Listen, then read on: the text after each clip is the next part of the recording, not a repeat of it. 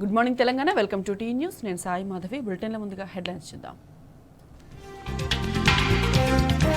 Formula ఈ కేసులో నిరాధార ఆరోపణలు, 54 కోట్లు 600 కోట్లు ఎట్లా అయ్యాయని ప్రశ్నించిన కేటీఆర్.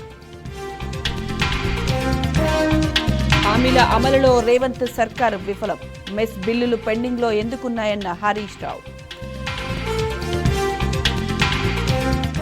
ఎఫ్టీఎల్ బఫర్ జోన్లపైన పెరిగిన అవగాహన, హైడ్రా పోలీస్ స్టేషన్లు ఏర్పాటు చేస్తామన్న కమిషనర్ రంగనాథ్. రాష్ట్ర ఖజానాకు భారీగా తగ్గిన ఆదాయం, నిరుటితో పోల్చితే 7,000 కోట్ల తగ్గుదల. సాగు చేసిన భూములకే రైతు భరోసా, శాటిలైట్ సర్వే ఆధారంగా భూముల గుర్తింపు. ట్రిపుల్ ఉత్తర భాగానికి టెండర్లు, టెక్నికల్ ఫైనాన్స్ బిడ్లను ఆహ్వానించిన కేంద్రం.